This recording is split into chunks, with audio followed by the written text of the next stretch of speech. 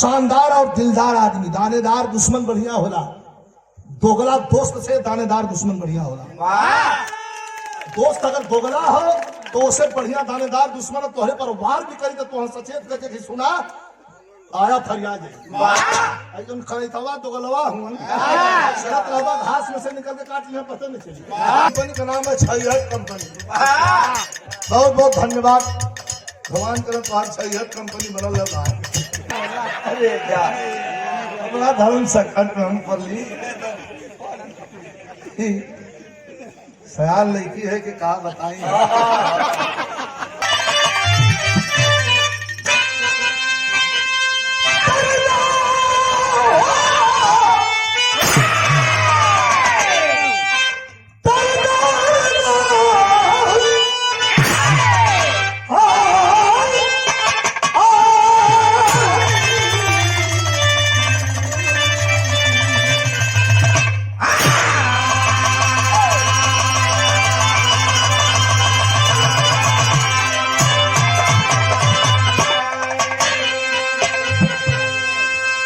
प्यारेलाल कवि कहते हैं हम है करते नमन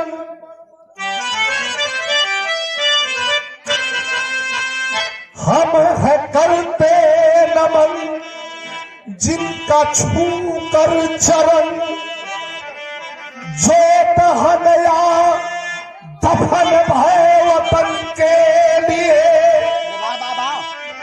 भारती आरती गर्व से वारती त्यागे अपना चमन जो वतन के लिए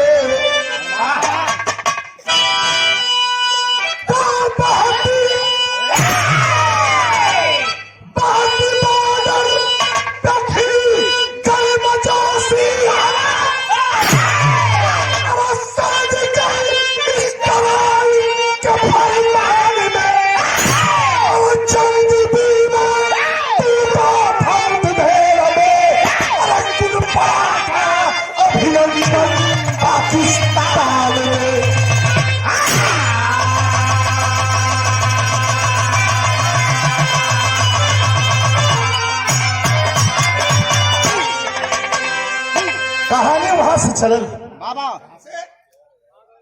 आप लोगों के याद हो लाइव टेलीकास्ट पूरे हिंदुस्तान में दुनिया देख रही थी जब भारत की सीमा रेखा के अंदर एक लड़ाकू विमान उड़ते उड़ते उड़ते उड़ते आया जिसको देख करके हमारे एयरफोर्स के जवानों ने हमारे बिग कमांडर अभिनंदन को एक लड़ाकू विमान देके भेजते हैं कि देखो एक ऐसा विमान है। खदेड़ दिया आसमान से लखेदत इतना दूर खदेड़ के लेके चल गए कि अभिनंदन के पता ना हो कि हम हिंदुस्तान के आसमान में है कि पाकिस्तान के आसमान में। मार दिया वह लड़ाकू विमान जो हमारे हिंदुस्तान के आसमान पर करतब दिखा रहा था। वो आसमान धू धू करके जल गया, विमान नीचे गिरा। इतने में 4 लड़ाकू विमान आकर के अभिनंदन के विमान को घेर लेते हैं आकाश में और फायरिंग आकाश में शुरू हो गई। मार देते हैं धू धू करके। अभिनंदन का विमान जलने लगा। अब कोई रास्ता नहीं है, या तो विमान में जल के मर जाए और नहीं तो छतरी से कूद के अपन जान बचा ली।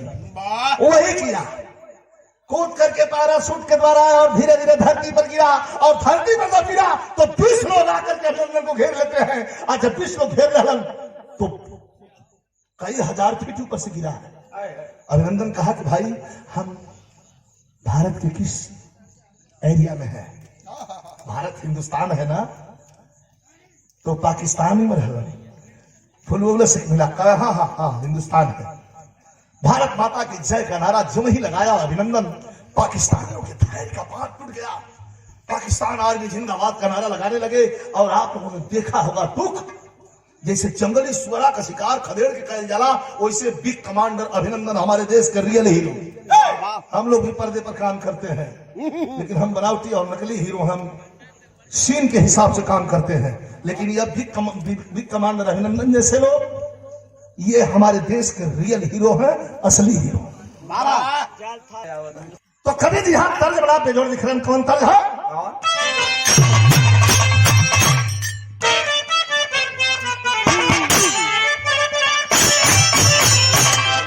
एक दिन सरोज से बिहार है, बड़ा ही लोग हमारी इज्जत करेला भाई, और चाहिए भी अपने से बड़े कश्मीर की इज्जत कर देना। बात में इनके मन में ना पता कायल तो पूछ रही थी, गुरु जी आप केहू से प्यार कैले हुआ कि नहीं? अरे क्या अपना धर्म संकट में हम पर ली सयाल लड़की है कि कहा बताई, लेकिन बताना तो पड़ी। इतना दिन के बीच में प्रश्न हाँ क्या प्रश्न, ले प्रश्न तो हो, हम जवाब दे चाहे ना दें, लेकिन किस्सा कहानी एक लगे ले सामने, वह कहानी लगे ले नानी के आगे नहीं के बखान छोड़ा के हम कली बच्ची हम बताइब ना सरोज, हम बताइब ना, लेकिन हम गान थे तो समझ आया का बोले रही। ऐसा पहली ऐसा पहली बार हुआ,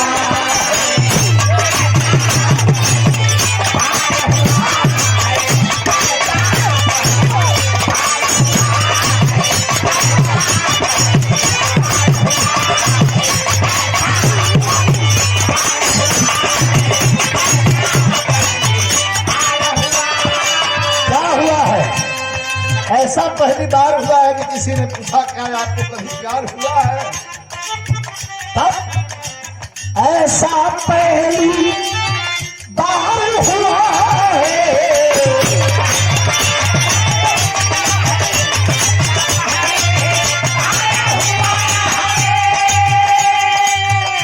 बाय मिस्टेक, ऐसा पहली बार हुआ है। क्या लोग इनके सवाल का जवाब, हमको हमको हमको किसी से प्यार, हमको किसी से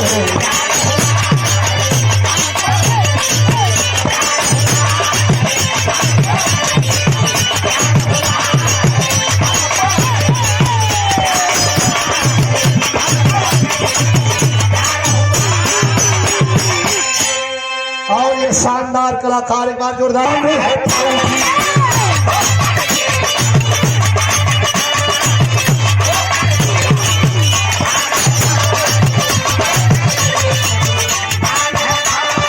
अरे हो करते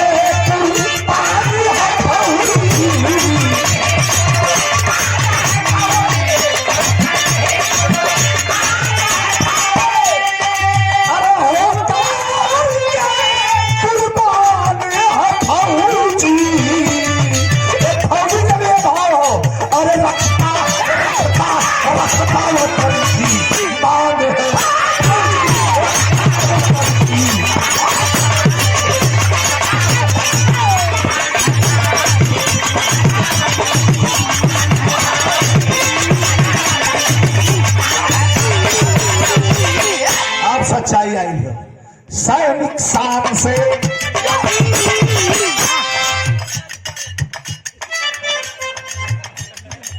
हमारा लेकिन इनका म्यूजिक कंपनी का नाम है छैहट कंपनी। बहुत बहुत धन्यवाद, भगवान करें तो छैहट कंपनी बनल रहा है। सैनिक शान से देखो जी क्या है, मदद कराओ, मदद कराया धीरे से कोई बात ना हो, चीजें ऐसा है चैन से ना रहेगी।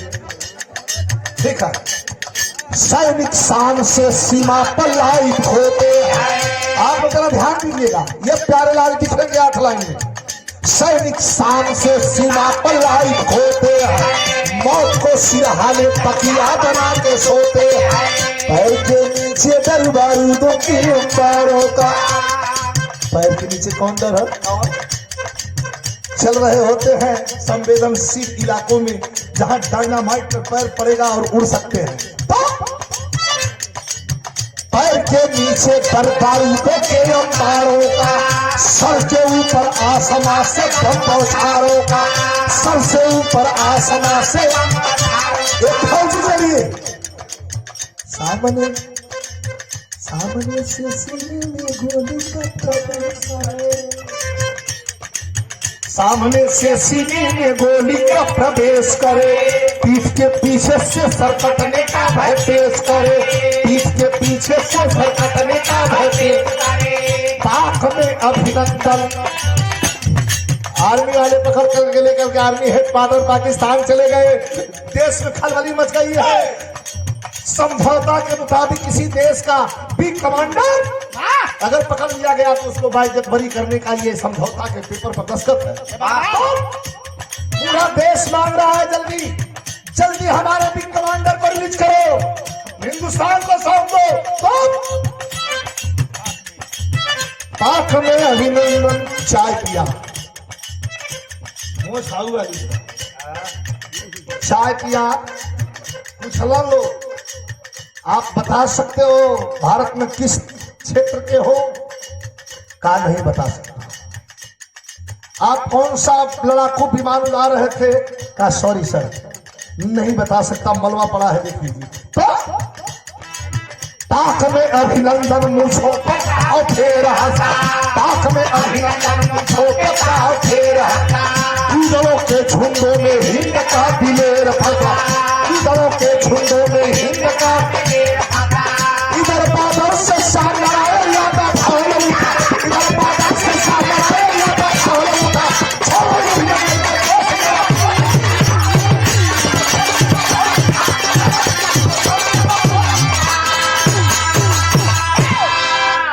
जिला ग्राम हसनपुरा, रूहीपुर कहोतरी, थाना बिरनो। बहुत अच्छा पहलवान। हम वो आदमी कभी रहा सुनावत है जो हम लोग कभी कभी जाते थे तो उस क्षेत्र में आवा तो विरहो सुने बदे चले आवा। श्याम नारायण पहलवान पहलवानी करते करते सिराज पहलवान के अखाड़े का अच्छा पट्टा और जाके दौड़ निकाल फिजिकल टेस्ट निकल गल और भर्ती हुई लगी। और परिवार में के हो? पिता का नाम स्वर्गीय मुखराम यादव, माता सीताजी देवी, पत्नी प्रमिला, क्रमशः 5 भाई 1 बहन। परिवार बड़ा सुंदर है, दो बेटे अरविंद प्रवीण। परिवार बड़ा भरत पूरल है, कोई दिक्कत ना है। तो 21 साल में करीब करीब रिटायर्ड आ जाए के हो।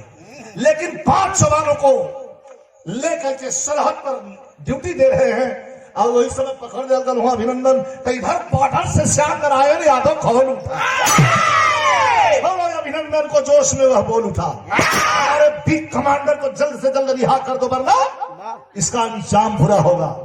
कभी की भाव बड़ा बेजोड़ निकलन का कर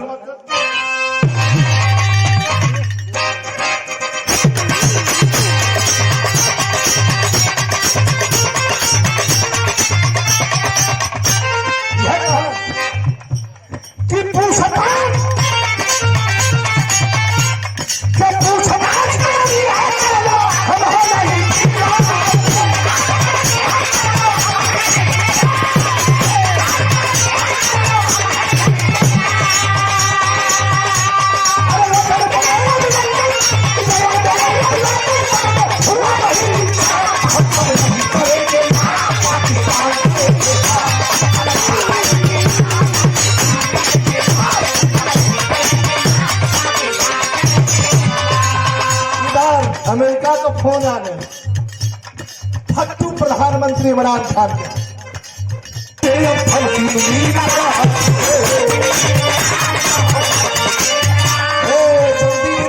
छोड़ दे नहीं तो अरे पूरी इंडियन आर्मी ना छोड़ेगी पाकिस्तान।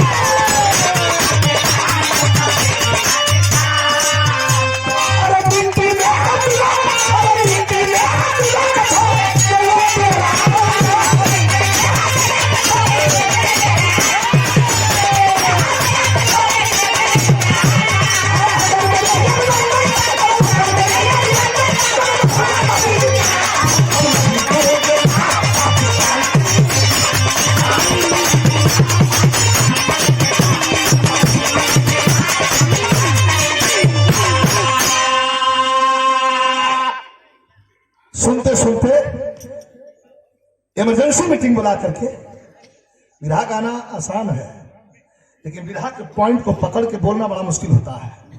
इमरजेंसी मीटिंग बुला करके अपने लोकसभा में, और प्रधानमंत्री खुद अनाउंस करता है, आपने पूरा दुनिया देख रही थी कि हम बिग कमांडर अभिनंदन को कल रिलीज करने जा रहे हैं, छोड़ने जा रहे हैं। देश खुशी से झूम गया। वो छोड़े के 10 बजे है, रात के 10 बज गए, 11 बज गए, 12 बज गए, लेकिन लेकर के कोई महिला थी जो लेकर के पहुंची है सरहद पर बिग कमांडर को, ये बात के ही खत्म कर दा, देश में खुशी का लहर दौड़ गई। और तब तक श्याम नारायण यादव पहलवान 5 जवानों के साथ ड्यूटी दे रहे हैं।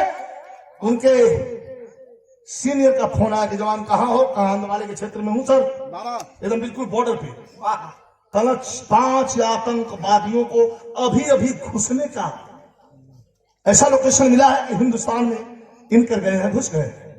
ऐसा नहीं हो सकता सर, हम तो यही हैं। अगल बगल देखो, सर्च करो, क्या और फोर्स चाहिए तो दे दूं। श्याम नारायण पहलवान कहते हैं कोई फोर्स नहीं चाहिए, हमारे 5 जवान है, रंगरूट है। रंगरूट की कहल जाला, नयका लड़का भर्ती होकर साल 1.5 साल 6 महीना के जावन, उनके लोग रंगरूट कहल। रंगरूट लड़का हमन, हमारे पास 5 थे, हम पता कर देते हैं। यहाँ बिरहा में तर्ज बड़ी बेजोड़ लगल। मेहरारू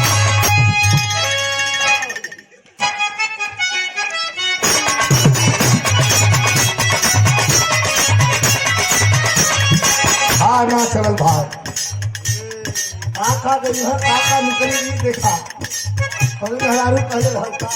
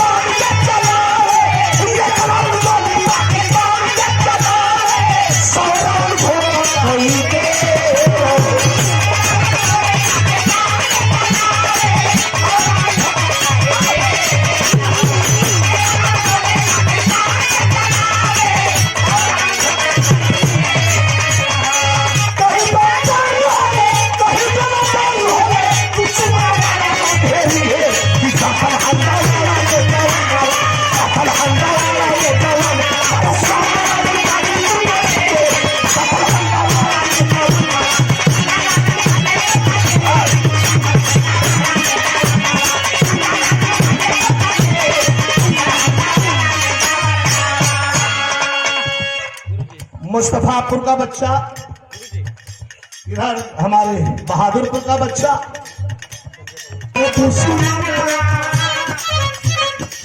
खोजत लौट गई। AK-47 स्वचालित हथियार बम बंधा हुआ है। आत्मघाती हमलावर, आत्मघाती हमलावर का मतलब ऐसा ना भीड़ में जाकर बैठ गए, बम बन गए और रिमोट कंट्रोल घड़ी में के दबा दिया, अपने उड़ी है, 100-200 लोग मर गए हैं। और उसके ऊपर में जिहाद। दावे के साथ बताना चाहूंगा, यार सवाल हिंदुस्तान पाकिस्तान का नहीं है, सवाल हिंदू मुसलमान का नहीं है, नेताओं की तो बातें छोड़ दी, कुछ नेताओं की रोटी इसी पर पक रही है, हिंदू मुसलमान पर। लेकिन मैं चैलेंज के साथ बताना चाहता हूं, कोई बात कर सकता है, कोई फिलासफर हो तो बोल सकता है कि हिंदुस्तान का मुसलमान हिंदुस्तान में जितना सुरक्षित है पूरे दुनिया में कहीं का मुसलमान का सुरक्षित नहीं है। ये मेरा चैलेंज है। अंसार भाई, हिंदुस्तान का हम भाई चारा निभाते हैं तो देख चार दुश्मनवा अपन साधने निसनवा बोला इनकलाब बोली अकूदी पड़ल जवनवा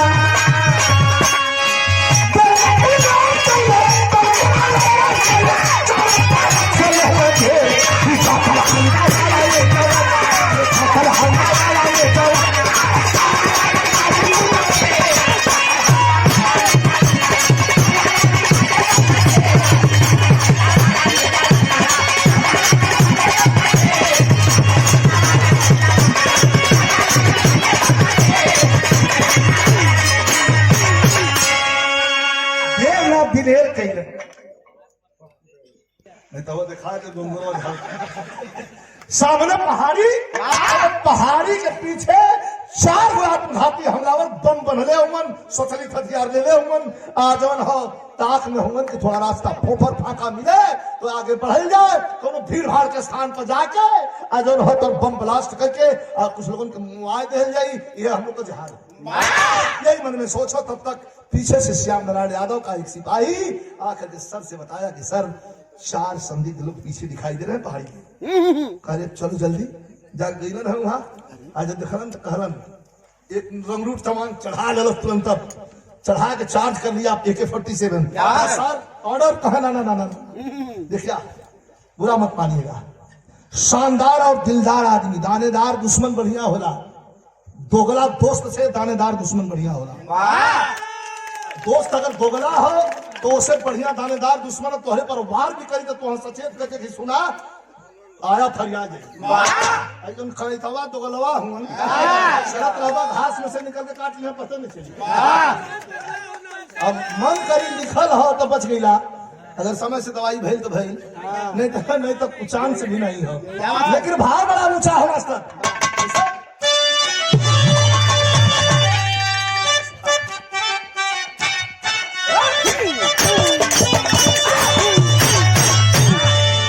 जवान तैयार हो गया, श्याम नारायण यादव आवाज देते हैं कि बेटे बेटा अब एक गोली मत चला, और कुलहरे के पोजीशन में पीछे से हुआ श्याम नारायण आवाज ऐसे डाला, अरे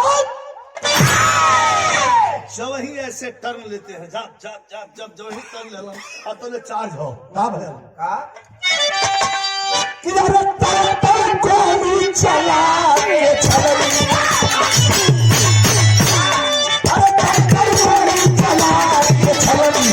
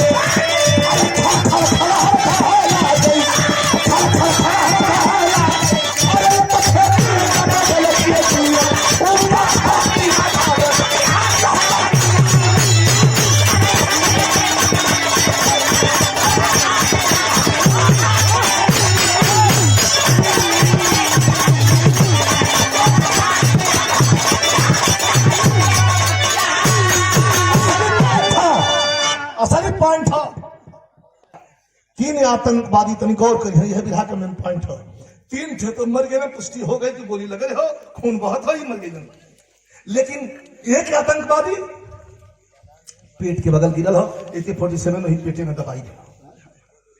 लंबे खड़ा हुआ रंगरूट जवान पूछा लगल अपने साहब से, श्याम नारायण पहलवान से कि सर आदेश हो तो देखा जा क्या ये भी मर गया है।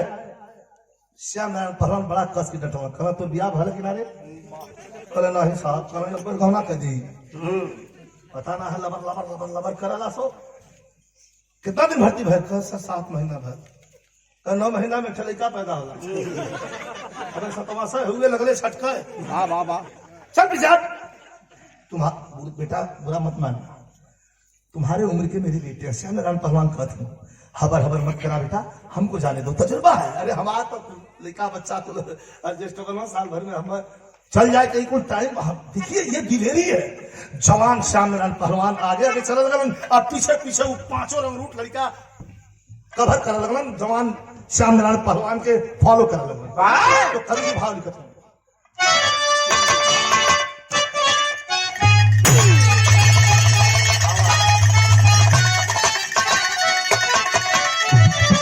बहुत गौले देता के लेकिन हमारे स्वदी राम दोस्ताद इतना के ख्याल ख्याल लग गल मालिक मेरे शंकर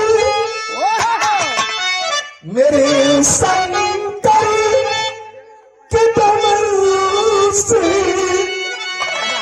मेरे शंकर के कमर से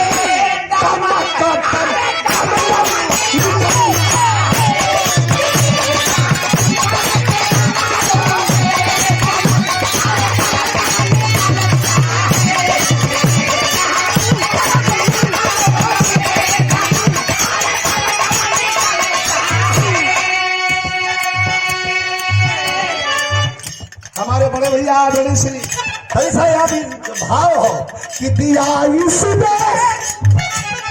समाचार बड़े बुद्धिमान लोग बैठे रोमन ये लाइन पर बहुत जगह सवाल भी उठल बंबई से लेकर नागालैंड विदेश तक सवाल ये बात पर उठल हमारे गाना पर कि बिजलाल जी ये क्या है उनका है क्या कि दिया इस देश पर सबसे दिया इस देश पर सबसे अभी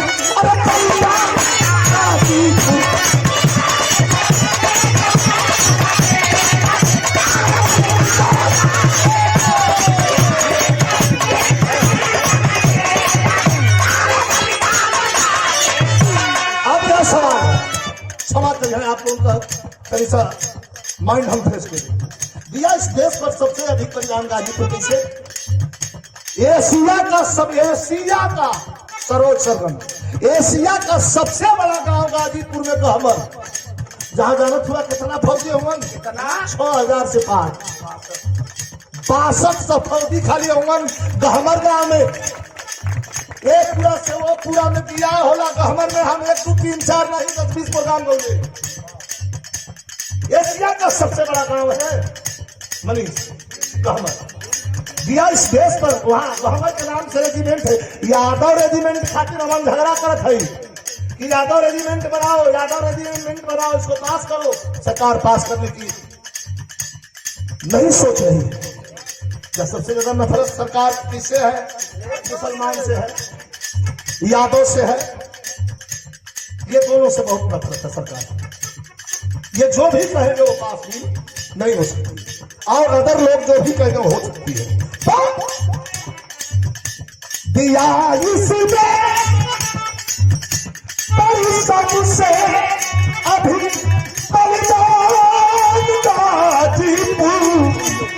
ये लोग कारण फौजी कारण समझ लो हमारे का फौजी कारण अरे समझ लो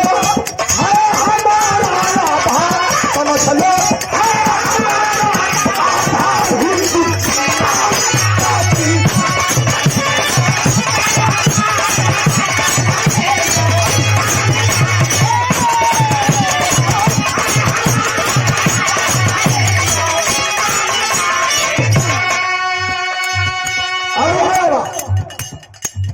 कहा 100 रुपए का पुरस्कार इस लाइन में प्रदान किया गया हमारे शिष्य बहुत सुंदर कलाकार क्या कहना है स्वर्गीय पत्तूपुर के अखाड़े घराने से बिरहा की बगीचे में का एक नया उभरता हुआ सितारा जो कल उस आसमान की ऊंचाई को छूने के लिए तैयार है मैं सुबह से बात देता हूं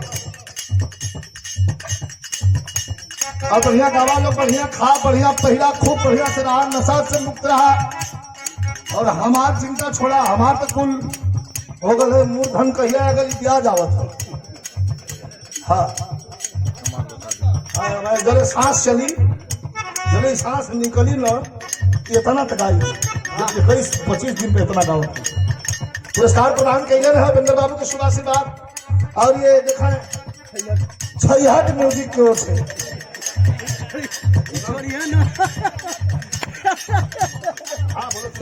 छैहट म्यूजिक, छैहट का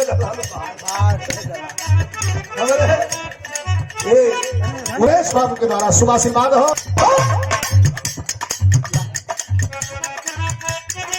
सोया है एक आतंकी, मरल ना हो, यह भी रहा का मेन पॉइंट था। सोया है एक आतंकी, बहाना मौत का लेकर, सोया है एक आतंकी, बहाना मौत का लेकर, हिंद के नाम पर हरदम, हिंद के नाम पर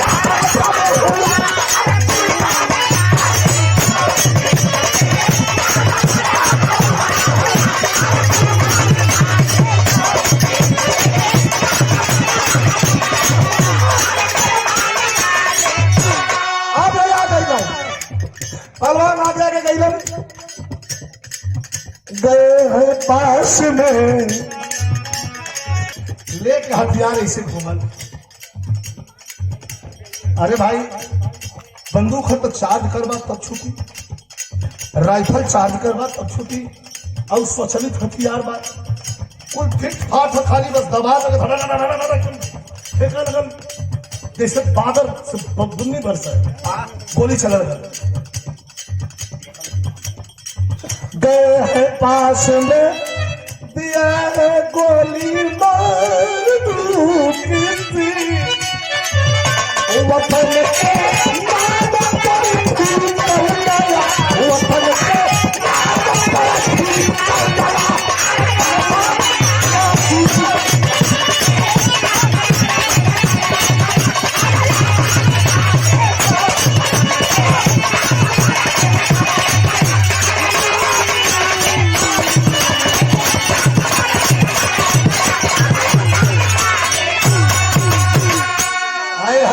हमारे 3 मिनट और 4 मिनट हो, लेकिन मेन पॉइंट सतन भैया एकदम शांति सीरियस हो जाए। बोला भैया गए हैं पास में दिया है गोली मार धोखे से, वतन के नाम पर फिर कर गया एहसान गाजीपुर तक। तर्ज बड़ी बेजोड़ है, तर्ज में बताई तर्ज से बढ़िया फर्ज है तो दिखा दो मास्टर।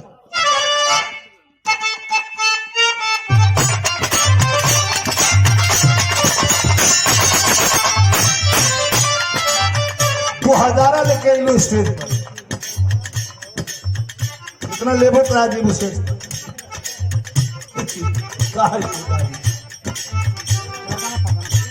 लेकिन आप करोड़ भाव हो। कभी कहत हूँ कभी को कभी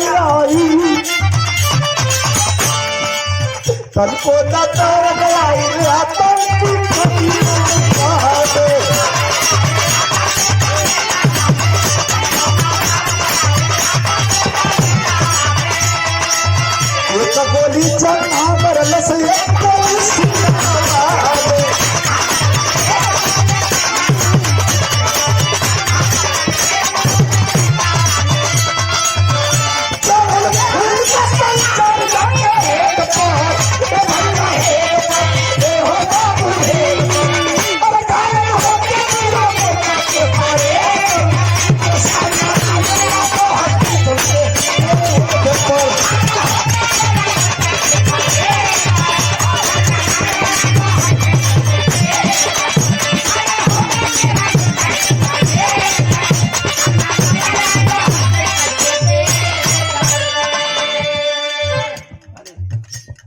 जवान दौड़ल कि सर ये गोली तो हमें लगने वाली थी सर, आप अपने सीने में ले लिए सर, कल समय कम है, हॉस्पिटल ले चलो।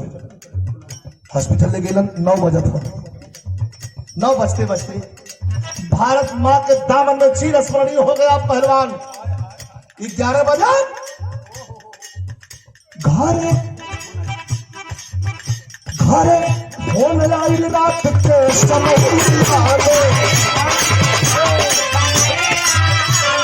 सब सुतल रहल चकरार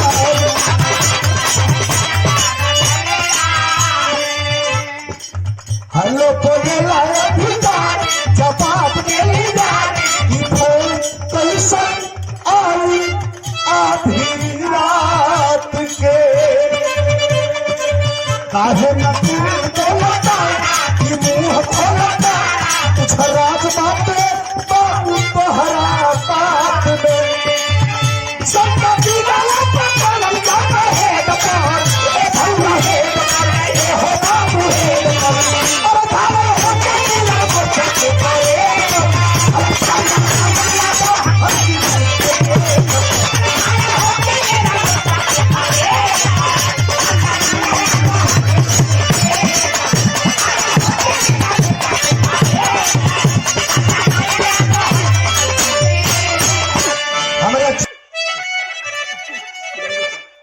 दुल्हन के हाथ फोन आया रात को समय हो बड़ा अधिकारी फोन करे ध्यान दिए हम यहाँ अपने पने के गाई ले आप लोग अपने पने के सुना तब आप गिरहाई ये बुलंदी पे खड़ी हो दुल्हन कलश की आप के बोलत हुआ 11 बजे अधिकारी का अगर भाई घर में कोई मर्द हो तो फोन दो तो डांट दो पहलवान औरत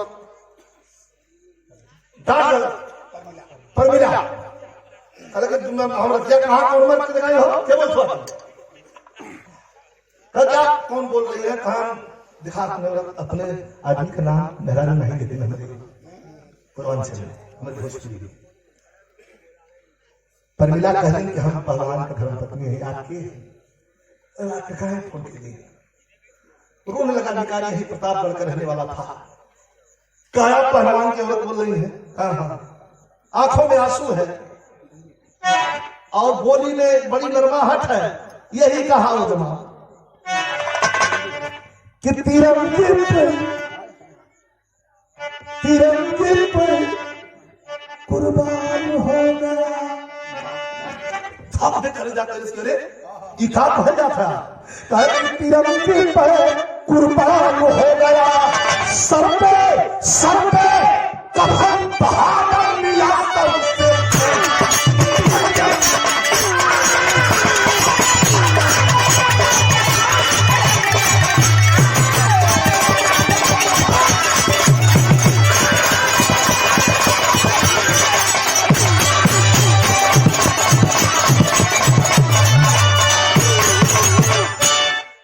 वर्दी में छटक दे वाला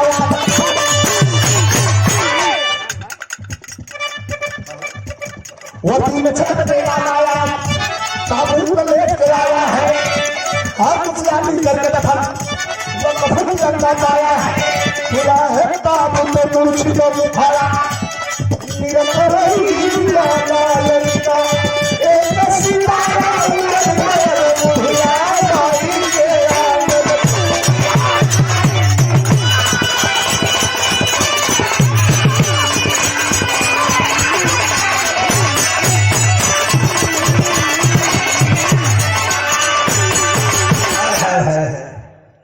माई के लिया के दरवाजे पर डेथ बॉडी सुलाकर गई नहीं बाबतपुर से चलल गाजीपुर हसनपुरा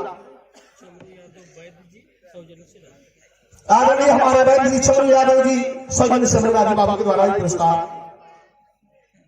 विवाह का अंतिम पड़ाव बड़ा खूबसूरत हो 100 रुपए का पुरस्कार बहुत सुंदर लेखक हमारे गुरुजी आदरणीय मुसाफिर कवि जी के सुपुत्र हमारे कृष्ण बाबा द्वारा सुबह से बात धन्यवाद सब भैया के पड़ा हो लेकिन मारी के बैठा अच्छा भाई दूसरा लाइन कहता बुढ़िया माई यानी माई के बैठा चौकी पर पहलवान श्यामलाल यादव को लकड़ी के ताबूत में अंतिम दर्शन लगे जब मुंह खोलो गए माई एलिन बैठली आंख पे आंसू सुखा या तुम करो बसो आंख पे आंसू सुखा गए जब माई के खली तो ये हम आप तो देखल बात बताओ थे यह सरवा उठा के श्यामलाल पहलवान मोहवा मुश्किल आ कहत है धीरे से बुढ़ाई की अवस्था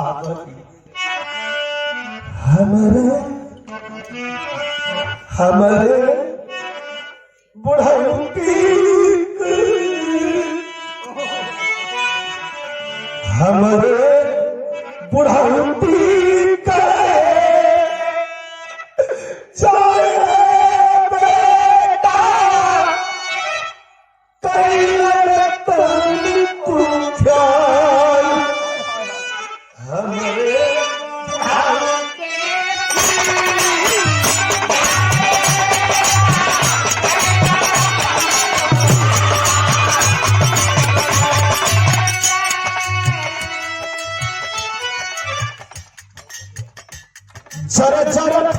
माई छोड़ के हमसे बुढ़ऊ देखा करिए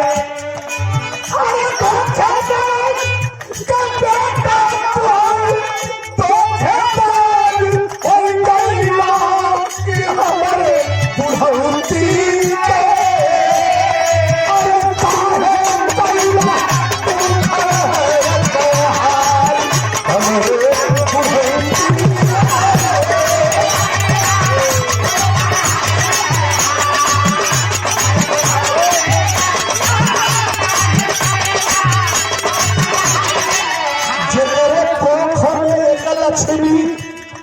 पाँच पाँच बन हला हीरा अरे तोरे दुल्हनिया हम के गोसैया अब हमारा सब पीला बुढ़ौती पे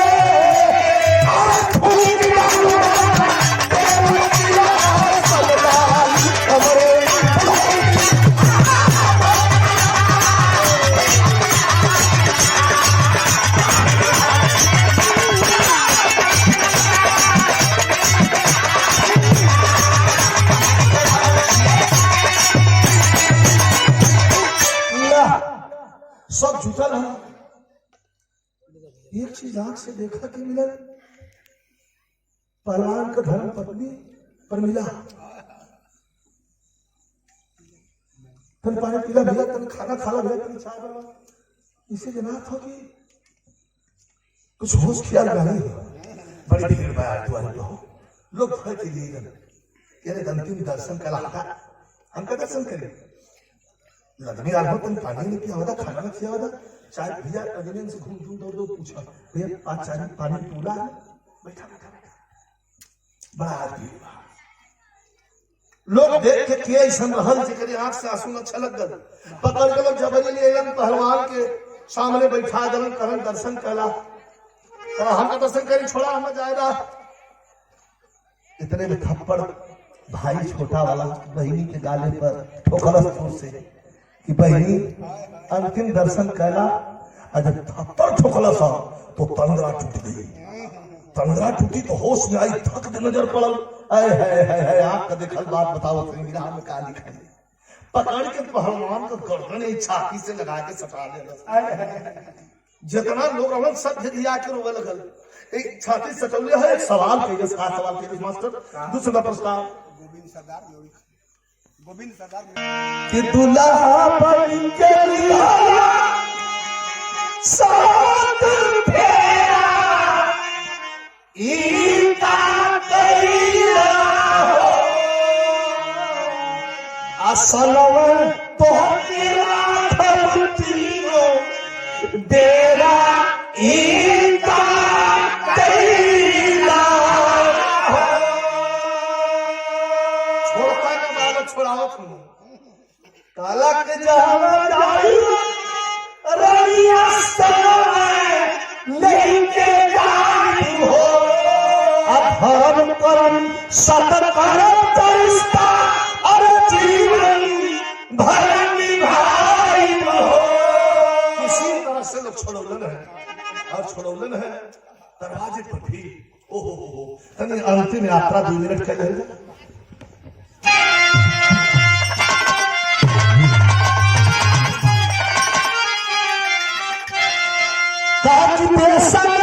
सही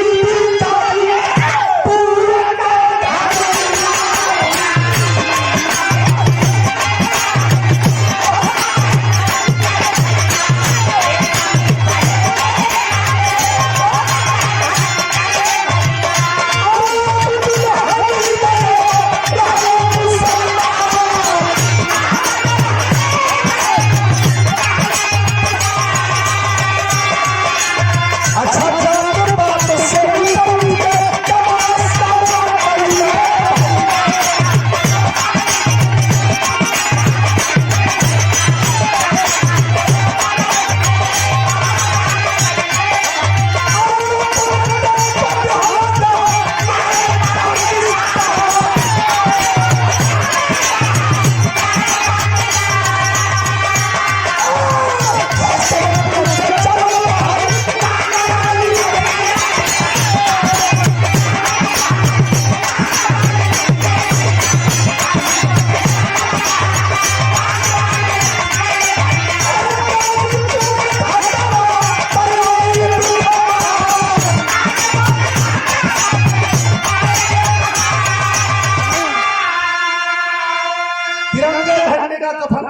करके और सलामी दे करके राइफल की जवान को पंचतत्व में भीन कर दिया गया।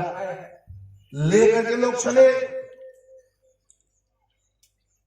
घर पे आते हैं, अंतिम एक लाइन भी रहा था बचन का जो बड़ी पावरफुल। घर के बाद अपन कर्तव्य टंट घंट खुला करल, लेकिन नजर पड़ल है जब वो दुल्हन प्रमिला पर, पहलवान की दुल्हन पर, तो प्रमिला का करते एक फोटो रख के और फोटो के सामने थे हाथ में कुछ ले ले हैं जो हम बताएंगे गाना में खुल जाइए। अब फोटोवा से पूछा थे कि हम लोग कोनो दिक्कत ना हो, खाली इतना बता दा कि हम रखी का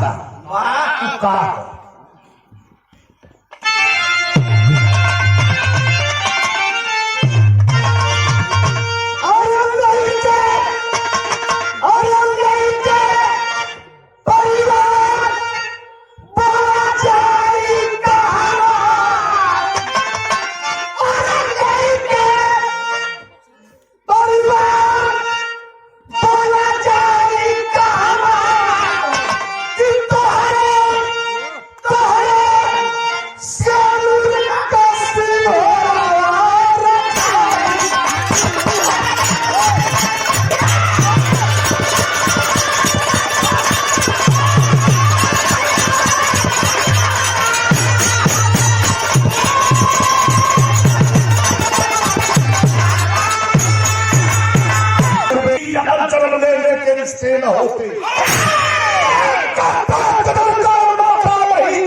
अगर जन्म लेने के रिश्ते न होते, होता वतन हमारा, अगर हिंद में ये फरिश्ते न होते।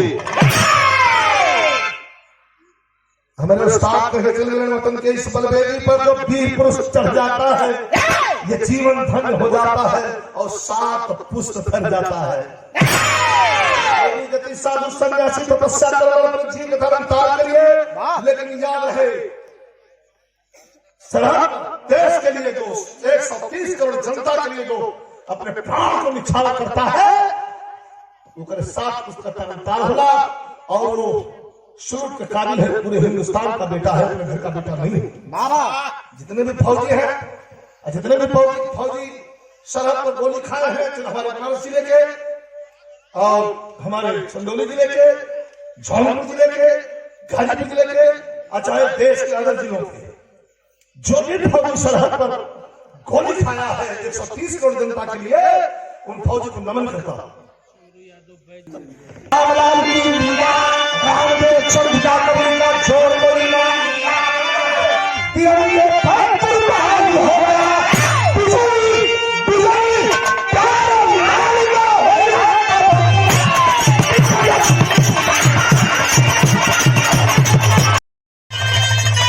कोई बात